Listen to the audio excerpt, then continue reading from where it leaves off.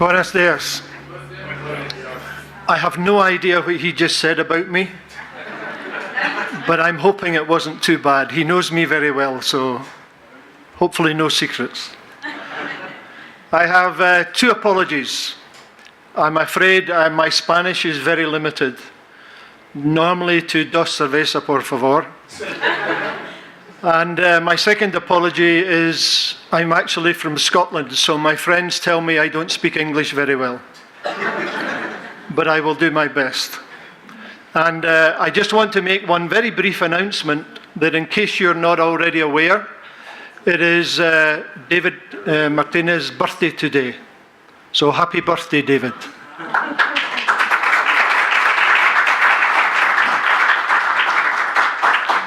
And I think you'll agree with me, he looks very well for 59. 4 years older than me. Anyway, I'm not here to talk about that. I want to talk to you a little bit about standards and the impact of ISO standards for all of us in facilities management. So in doing that, I want to try and make what I talk about relevant. But in order to do that, I need to give you a bit of an insight and introduction to what has been happening already in the facilities management world. Can you raise your hand if you have read a standard in facilities management already? 2. This is normal. Every time I speak about standards in FM, very, very few people have ever seen them or ever read them. And you know there have been standards for facilities management around since 2006. What are standards? They are tools to help you do your job. And I'm going to introduce you to some of the ISO standards, some of which will definitely help you in a lot of different ways. So what drives value in facilities management? I believe there are fundamentally 3 things. Standards in a generic sense. And standards will focus on sustainability and the design and how we operate and how we maintain the facilities that is our role and responsibilities for the organizations that we serve. It gives us a benchmark to measure what we do and to measure the effectiveness of what we do. Have any of you heard of a man I quote a lot called Lord Kelvin? I see some heads nodding. Lord Kelvin was the man who invented the measurement of temperature. So the real measurement of temperature is Kelvin. It's not centigrade or Fahrenheit. And he was the guy who measured it. But he had a saying, if you cannot measure, you cannot improve. And the more you think about that, the more real that is. And I'm very passionate about we need to measure what we do and what we deliver to our organizations, if for no other reason to make us relevant to the organizations that we serve. Lots of FM people I have spoken to over the years complain that they're not appreciated for the job that they do. And if that is the case, that's our fault. It's not someone else's fault. And one of the things we can do to solve that kind of problem is measure what we do. And standards help us do that. Whether they are your standards, your company's standards, or ISO standards. They are all forms of measurement. The second thing I believe FM is all about is compliance. And again, compliance in the broadest sense. It is about compliance to try and change the mentality around procurement of FM, because we are not a commodity. FM is a service that's extremely diverse. It doesn't fit neatly into a box. If I asked you all in this room, define facilities management, I will get 40 different answers. And we either see that as a weakness for us as a professional discipline, or we can actually see it as a strength.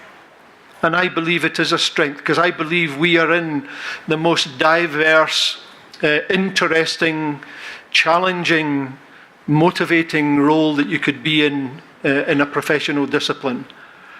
And what we're trying to do with these standards is get it recognized as a strategic professional discipline.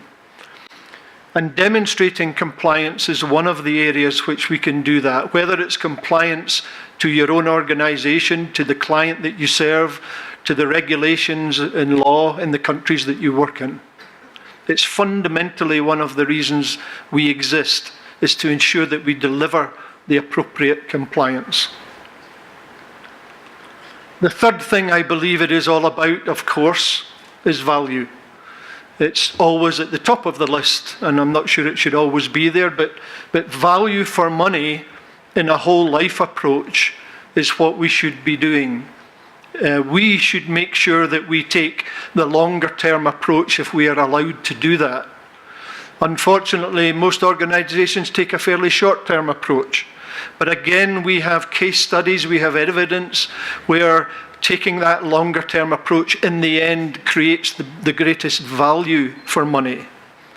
Doing things cheaper is easy. Anybody can do that.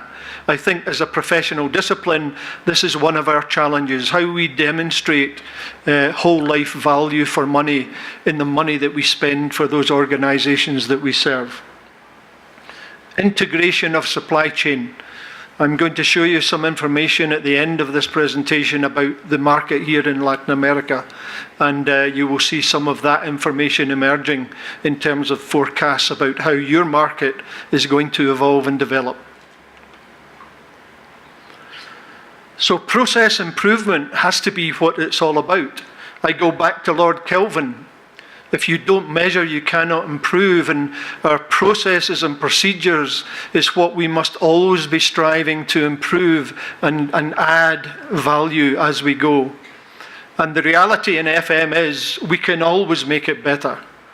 So it's about the ability to challenge ourselves, our teams, our competencies, our ideas. I was just having a brief conversation before we started about the value of coming to something like this.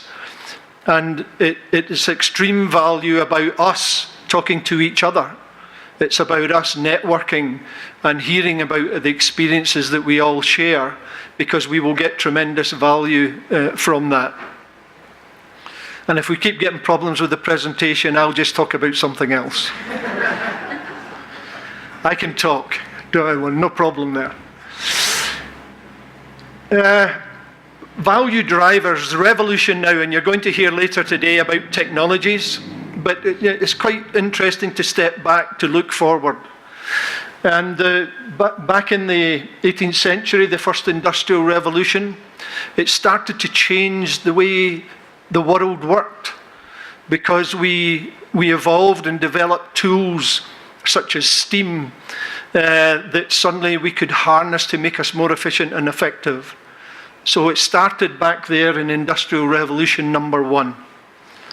We moved on to number 2, where we started to look at how we did the things that we do, how those tasks could be made more efficient and more effective. And we all know the story of what came along there. We then got into electronics. So all of a sudden, this new technology started to give us the ability to do things in a different way, in a faster way, in a way that made the use of our time as human beings more efficient and more effective. And today it's recognized that we're now in Industrial Revolution number 4. We're already there. And you'll hear about it today, you'll hear about it at every conference associated with FM that you go to about technology, technology, technology.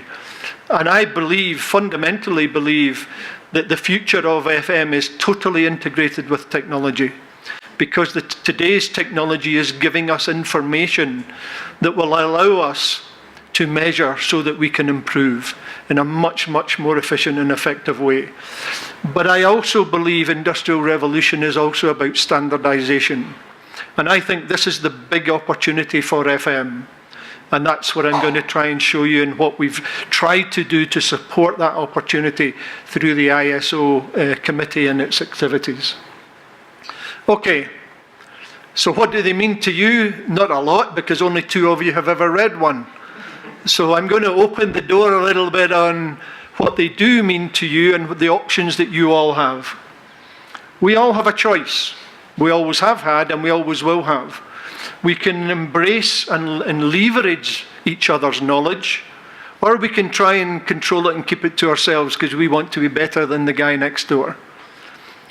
The guy next door will not give you the value that you'll get from meetings such as this. Or whatever. It doesn't matter. We've managed to survive in our career to date, and we'll manage to survive for the next 10 years or whatever we want to do. And the choice is yours. My advice to you is, there's a wealth of knowledge out there, and don't assume, particularly in Latin America or the Far East or the Middle East, don't assume that you don't have as much knowledge to give as you have to gain from maybe the more developed economies such as the US or Europe. You have the ideas every bit as good as anywhere else in the world. It's about how you come together and leverage that knowledge and share that knowledge in conferences such as this. That's where you will overtake the Western economies, and that opportunity is absolutely open to you. The participants, ISO 267 is the official name of the technical committee that does all this work on your behalf. And we are fortunate to have 45 countries involved. And there are 2 types of countries that get involved. The participants are the countries who send experts to contribute to develop standards. Okay, so we want the Mexican perspective, or the Argentinian perspective, or the Brazilian perspective on what FM means in your countries, in your economies, so that we can make sure an international standard is relevant all over the world. But we can only do that if they participate. So whilst we've got all these countries participating today, we want to double that. And it's very easy for you in all of your countries to participate. And if you want to understand how to do that, we can explain that later. The second category of countries that are members of the committee are called observing countries. And some of those countries are more emerging markets where they don't have things like the associations to give them a base of individuals to talk about FM. And I know here in Mexico you now have that. So if all of you in this room for Mexico are not members of your association, you should become one. And I say that to all of you in all the countries in Latin America. Get engaged with your professional associations, because they become the platform to get involved in something like this. And we need your involvement. There are some very interesting countries on these flags, I'm sure you'll agree. So, what have we done to date? We've already published a vocabulary, ISO 41011. And the reason for that is we need to start talking the same language. I'm not talking about Spanish or English or Japanese. I'm talking about FM. So the sooner we start to talk the same language, the better. The biggest debate we had, by the way, in this was, is it actually facility management or is it facilities management? And we debated that every time we got together. We spent hours and hours debating which one is right. And in the end, in this standard, it says they both mean exactly the same. So in the standard, we just talk about FM and then nobody gets upset. That's compromise in international standards. But an interesting thing that came out in developing that standard was our Far Eastern colleagues, when we talked about clients, they did not understand what we were talking about. The word client does not translate in Japan. So you will not see that term used in any ISO standards. And that's one of the importance of something like this. To make it relevant to Japan, we had to change the term. And the term is demand organization. That is understood by everybody, we think. The second standard we published is 41012. If you are in the business of FM, I would strongly recommend read that standard. It is a very practical, useful standard that will assist you in your day job. And it's about strategic sourcing, and it's about FM agreements. It's not prescriptive, it's descriptive. It gives you a framework around which to make sure the agreements that you have with the organizations that you serve are appropriate and are aligned. One of the biggest problems we have in FM is people's perceptions of what we do and how we do it. And that kind of standard helps you solve that kind of problem before it starts. The third standard that we published is about, it's not actually a standard, it's a technical report. But it's about, for people that are new to FM, it's a useful document. It talks about different types of FM models and what the benefits should be from FM. But the biggie that we published was in April this year, and this is a management system standard. This is the equivalent of ISO 9001, which you may be more familiar with. We now have a management system standard for facilities management, and I'm going to get into this a little bit more in a moment.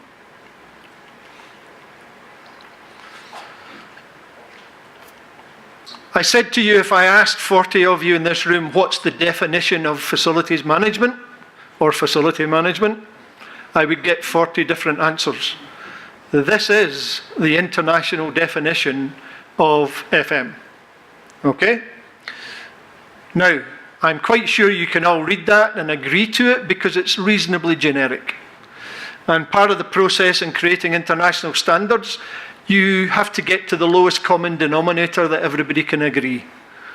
But it is relevant if you understand what's behind the words. I'm very pleased with this for one particular reason. There's only one thing that's mentioned twice, and that's people. Because I fundamentally believe FM is about people.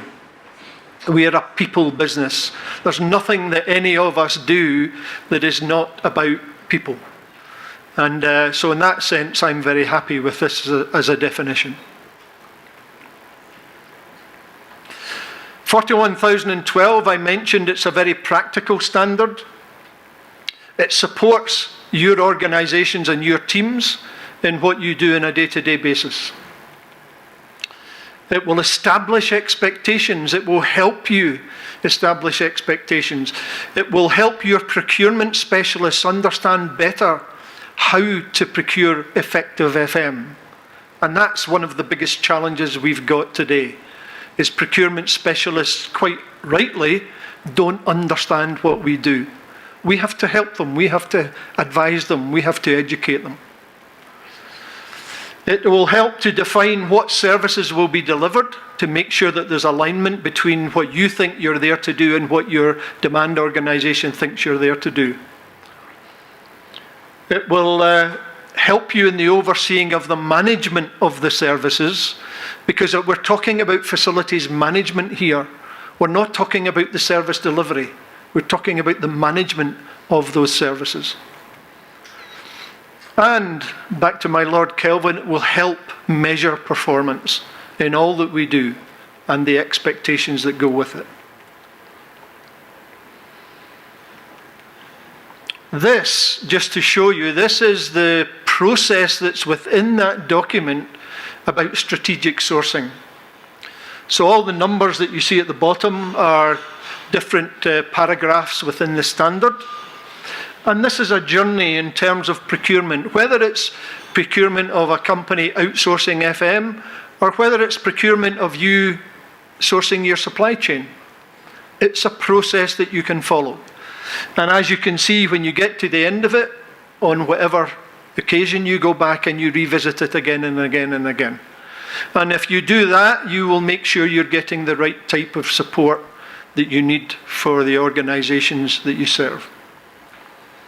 So let me talk about the management system standard.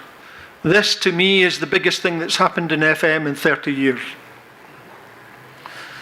A management system standard, first of all, is different than a technical standard. A technical standard talks about something vertical, okay?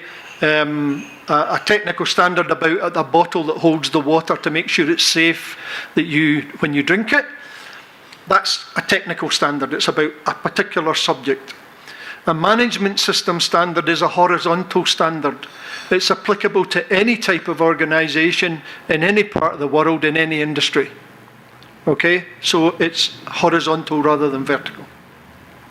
It's applicable across all organizations, and it's meant to support the way that you manage the interrelated parts of that organization. So that's what a management system standard is. When it's effective, it will optimize resources, improve risk management, increase capability to deliver consistent service standards. And let me show you here one of the results. The British Standards Institution, which is the national standards body in the UK, they did a survey to clients who used 9001 and asked them, what impact did it have on your business? No. And those boxes around there shows you the feedback that came from those clients. So 100% improvement, 55% cost savings, new clients and retention of existing clients. All of these things were benefits that they said that standard delivered for their organization. So let me sow a seed for you. If we can achieve anything like that for FM through 41001, we will put FM on the map in every economy, in every organization.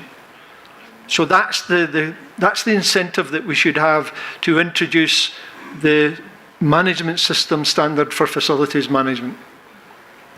Let me give you a quick tour around what that standard says to give you an idea. There is only one graphic in the whole standard, and I'm going to show you it. Demand organisation and FM organisation, those are the two parties involved, okay? These yellow boxes are the headings from the standard.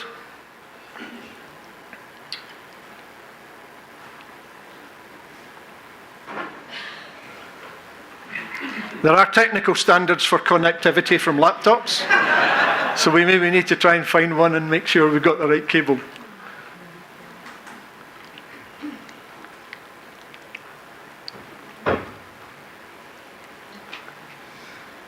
I'm on a limited time, so I'm going to keep talking and we'll catch up with the graphics. What this graphic will do is show you the different headings that go around the standard and how the ideal FM regime should engage with the demand organizations that we serve. So it gives us a roadmap, if you like, about how to go about delivering effective FM in any organization, any size, public sector or private sector, it really doesn't matter. In-house FM teams and outsourced FM teams. FM is FM. All we're talking about there is how we deliver it. We might deliver it with our in-house team, or we might deliver it with the outsourced organization. No, you're way ahead of me now. I need to go back. Yeah. Okay. Right. She's giving me a big hint here. I'm talking too much. First thing we need to know, if we're going to deliver effective FM, is what's the core business strategy? The people that we're serving, do we understand what they're trying to achieve? Because if we don't, the odds are we'll miss the target and we won't be aligned. How many of us bother to go and understand the core business strategies of the organizations that we serve? How many of us just do what we're asked to do by the procurement people? Because the odds are the procurement people haven't gone and asked that question either. Okay? So once we understand the core business strategy, we can create an FM strategy to support it. Okay? So once we have our strategy, we can now talk about our policies and how we're going to enact that strategy at a very high level. That's leadership. And we have to demonstrate FM leadership, and that's how we would do it. So if we have the policies, we can now move on to developing the plans.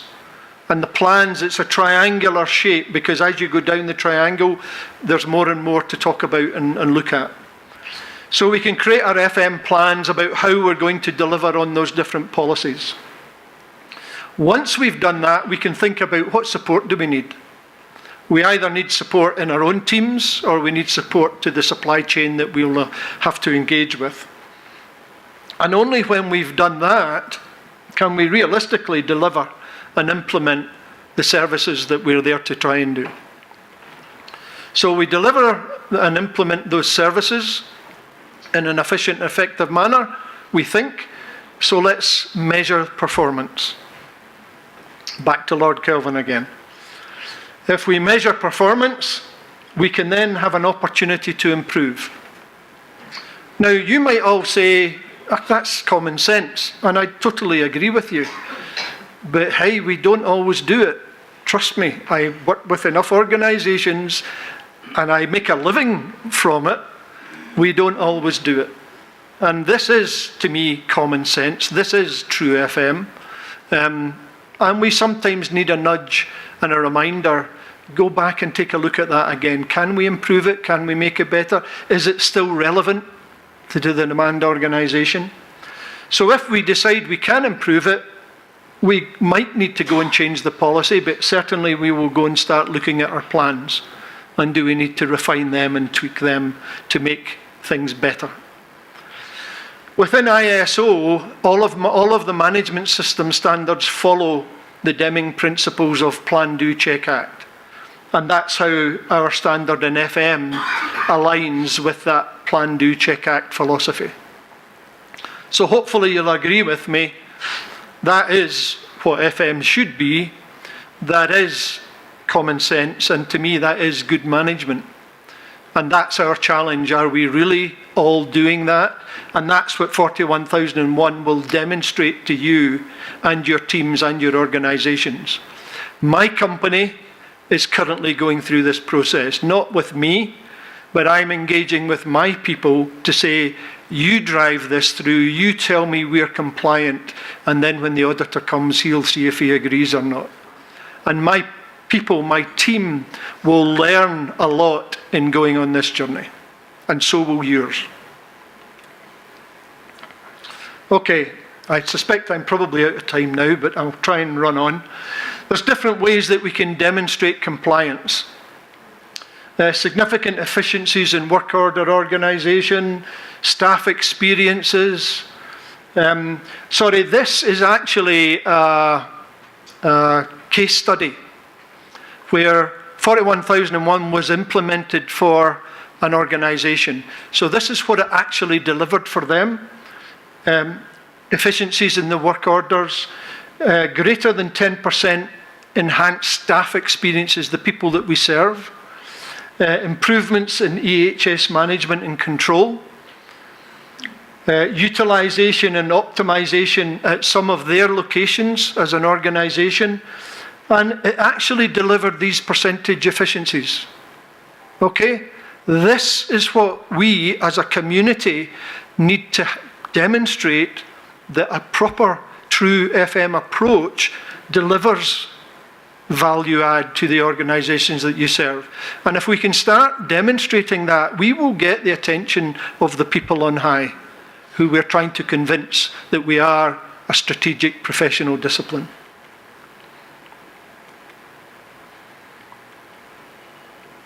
Conclusions.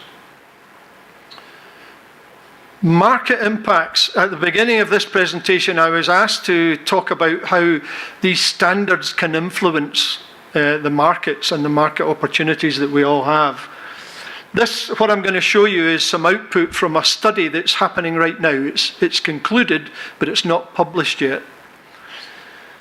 One of the market impacts that we are going to face is the demographics of the people that we serve. The Generation Y generations want something different from FM than people of my generation, that's for sure, and the technology. Those two things are probably going to be the biggest drivers that will influence FM going forward. By 2025, the global FM industry is valued at $1.1 trillion per annum. That's a big number. Okay? You all have an opportunity to be part of that number. Bundled integrated facilities management is estimated to be 35% of that number. Okay? So that 41,001 cycle is what will help people deliver on that integrated bundle of how we deliver FM. It will represent more than 1.6% of total labour in the world. FM will. It's a small number in percentage, but it's a huge number in terms of the global workplace. That's a lot of people. And that's what's predicted our industry will be looking after and managing by that time. Latin America, $740 million per annum this year. That was the forecast. Okay? It's a big market for all of you. Significant market for all of you. Your growth is predicted to be between 7 and 10% per annum for the next 5 to 10 years. That's huge growth, huge opportunity for every one of you in this room. And FM as a percentage of GDP is estimated to be between 0.7 to 1.1 across Latin America. Okay? So that puts a little bit of what I'm talking about in the theory of standards and international standards as a tool to influence and grasp some of these opportunities. There's something in it for everyone.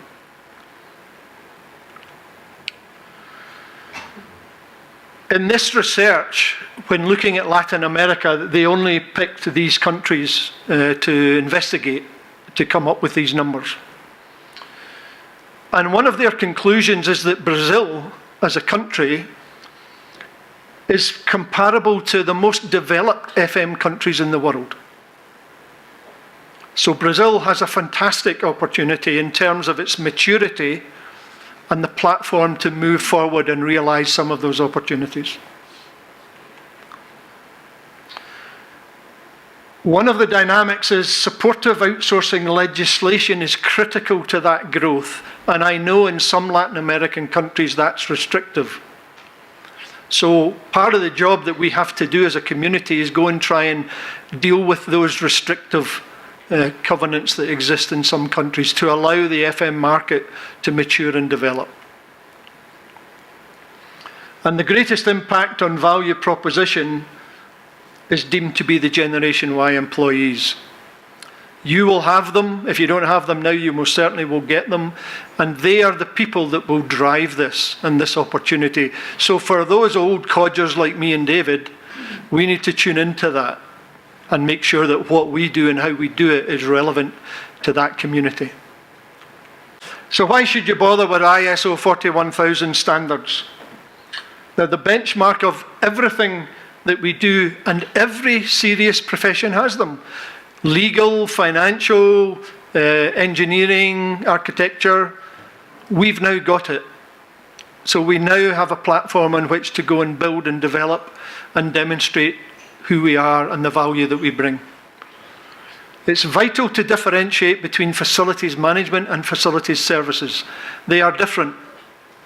The facilities services communities, of which some of you may be, you are the technical experts in the different strands of service delivery. Facilities management is about making sure that integration happens between all of those technical disciplines. We need each other to be successful, but they are different. We're past the tipping point of Industrial Revolution number 4. The technology is here. You're going to hear some of that today. It's here, it's in use, it's being used to significant value for FM to demonstrate what we do. And the benefits are significant. They will be a determining factor on your professionalism and how you are perceived by your customers, your demand organisations, etc., your peer group, whatever. Very briefly, on the horizon, in terms of the ISO horizon, and David and I are going from here to the next ISO committee meeting in the US, and this is what we're going there to work on for the rest of this week.